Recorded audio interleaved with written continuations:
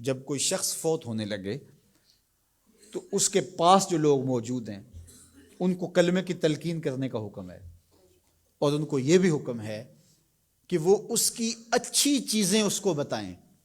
جب کوئی بندہ بوڑھا ہو جائے نا اور وہ بس اب جانے والا ہے اس دنیا سے، تو اس کی زندگی کی برائیاں اس کو یاد نہ دلائیں، اس نے جو اچھے کام زندگی میں کیے اس کو یاد دلائیں، تاکہ اس کے ذہن کی سکرین پر وہ چیزیں آنا شروع ہو جائیں، وہ اللہ سے حسن ظن اور امید کو مضبوط کرنے لگے کہ شکر ہے میرے اللہ نے مجھ سے یہ کام بھی لیا، میں نے مسجد بنائی، میں نے دارالعلوم بنایا، میں نے یتاما و مساکین کی مدد کی، میں نے غرباء کے سر پہ ہاتھ رکھا، میں نے رشتہ داریوں کو نبھایا، میں نے یہ کیا وہ کیا۔ اس کے اچھائی والے کام اس کے سامنے رکھے جائیں تاکہ اللہ سے اس کو امید حسن ظن غالب ہو جائے، کیونکہ اب وہ گناہ تو کر ہی نہیں سکتا، تو اب اس کی امید غالب کی جائے، ایسی باتیں سنائی جائیں۔ میرے حضور نے فرمایا جس شخص کے مرنے کے بعد اس کو 4 گواہ مل گئے اچھائی کے، لوگوں نے کہا یہ بڑا اچھا آدمی تھا، صرف 4 گواہ مل گئے، تو فرمایا کہ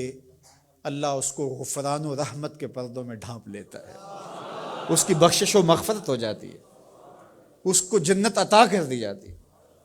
حضرت عمر تھے، عرض کی یا رسول اللہ صلی اللہ علیہ وسلم، میرے ماں باپ آپ پہ قربان ہو، اگر کسی کے پاس 4 گواہ نہ ہوں، 3 گواہ ہوں، تو میرے حضور نے فرمایا وہ بھی جنتی۔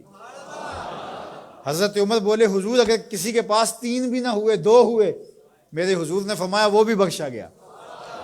حضرت عمر کہتے ہیں ایک کے بارے میں نے پوچھا نہیں، حضور نے بتایا نہیں، اگر پوچھ لیتے تو شاید حضور بتا دیتے کہ ایک والے کا بھی کام بن گیا۔ تو یار جس کو صرف 2 گواہ مل گئے مرنے کے بعد، لوگوں نے کہا بندہ بڑا نیک تھا، نمازی تھا، ظلم نہیں کرتا تھا، زیادتی نہیں کرتا تھا، صرف 2 گواہ مل گئے، اس کی بخشش۔ لیکن وہاں کچہریوں والے گواہ نہیں چلیں گے، گواہ سچے ہوں گے، اللہ کے ہاں جھوٹے گواہ، وہ چاہے 2 ہی مل گئے، 50 سال 60 سال 70 سال کی زندگی میں 2 گواہ اچھے مل گئے اس کی اچھائی کے، وہ جنتی ہے۔ اللہ اکبر۔ اور کئی ایسے لوگ ہوتے ہیں جن بیچاروں کو گواہ ہی نہیں ملتا، جو کسی وجہ سے گواہی دے بھی رہے ہوتے ہیں، وہ بھی کہتے ہیں چلو ساڑھے نال تے چنگا ہی سی۔ اس کا مطلب ہے کہ سب کے ساتھ اس کا رویہ اچھا نہیں تھا، ساڑھے نال تو ویسے کدی نہیں سی کی تھی۔ تو اس کا کیا مطلب ہوا کہ یہ بندہ ضرر کا منبع تھا، یہ شر کا منبع تھا، تو اس کی شر سے ہم بچ گئے بس۔ تو ایسا نہ ہو کہ تمہارے بعد لوگ گواہی بھی اگر دینا چاہیں تو لفظ تراشنے لگیں کہ اگر میں نے اچھا کہہ دیا تو سارے لوگ میری جانب دیکھیں گے کیا کہہ رہے ہو۔ ایسی گواہی پیدا کرو لوگ دل سے کہیں یار زمانے میں ایسا دیکھا ہی نہیں تھا۔ اپنی اچھی گواہیاں پیدا کر کے جاؤ، چاہے 2 ہی پیدا ہو جائیں، اچھی گواہیاں پیدا کر کے جاؤ۔ اللہ اکبر۔